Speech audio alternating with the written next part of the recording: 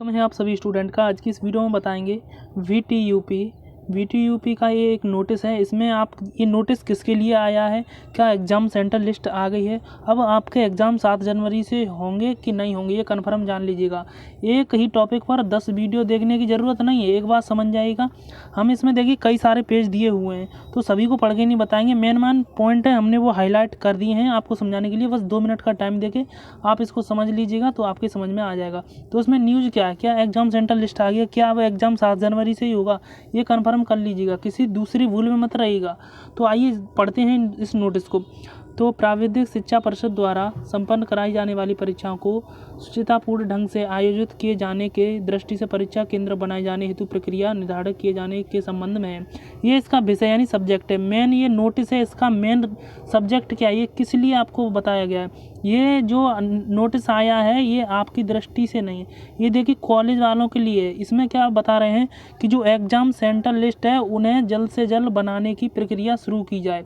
तो exam centre मतलब कहाँ से, जैसे प्राइवेट पॉलीटेक्निक है या गवर्नमेंट पॉलीटेक्निक है, तो गवर्नमेंट का तो एग्ज़ाम सेंटर गवर्नमेंट में ही रहेगा, तो प्राइवेट का दूसरी जगह सेंटर जाएगा। ये बात ध्यान दीजिएगा। इसमें कुछ और भी हाईलाइट मैंने कर दिए हैं, जो भी नोट्स में हाईलाइट है वो पॉइंट पढ़ लीजिएगा, क्योंकि पूरा पढ़ के आपको टाइम ख़राब नहीं करना है।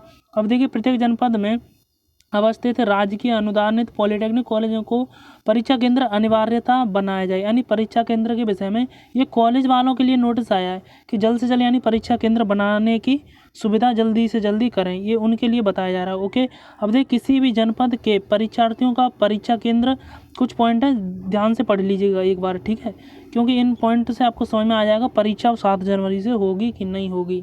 तो यहाँ पर जनपद में बनाए जाए, यदि परीक्षा केंद्र अन्य जनपद में बनाए जाने की स्थिति उत्पन्न हो तो यह अनिवार्यता विषय किया जाए कि वह परीक्षा केंद्र संबंधित परीक्षार्थी के मूल स्थान से 10 से 15 किलोमीटर की परिधि ही अवस्थित हो। अब इसका मतलब समझिए, मान लीजिए ये आपका डिस्ट्रिक्ट है, अब इसी के बगली में एक और डिस्ट्रिक्ट होगा यानी कि साइड में, तो आपका इस डिस्ट्रिक्ट में जो पॉलीटेक्निक है जैसे प्राइवेट है तो इसका प्राइवेट का इसी डिस्ट्रिक्ट में गवर्नमेंट होगा तो उसमें सेंटर जाए, या इसमें गवर्नमेंट में नहीं जा रहा है तो दूसरे डिस्ट्रिक्ट में सेंटर जाएगा, तो इस डिस्ट्रिक्ट से उस डिस्ट्रिक्ट की यानी कॉलेजों की जो दूरी है वो 10 से 15 किलोमीटर होनी चाहिए, ज़्यादा दूर नहीं होनी चाहिए, यानी कि स्टूडेंट को आने जाने में बहुत ही तकलीफ होगी। इस वजह से कहा है कि दूसरे डिस्ट्रिक्ट में अगर सेंटर बना दिया जा रहा है तो उसमें 10 से 15 किलोमीटर की डिस्टेंस होनी चाहिए। अब और भी समझिएगा और क्या है।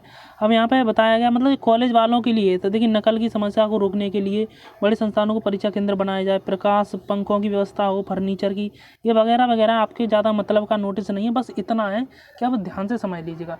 ये नोटिस आया है तो इसमें जो है एग्ज़ाम सेंटर लिस्ट नहीं, ये बात ध्यान दीजिएगा। ये एग्ज़ाम सेंटर लिस्ट बनाने के लिए नोटिस आया कॉलेज वालों के लिए।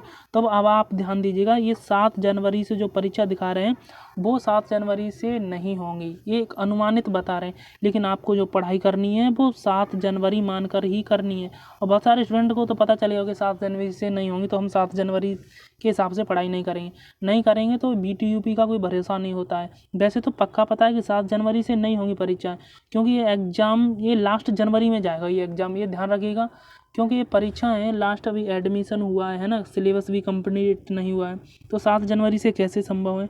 तो आपका एग्जामिनेशन 7 जनवरी से नहीं होगा, घबराई मत।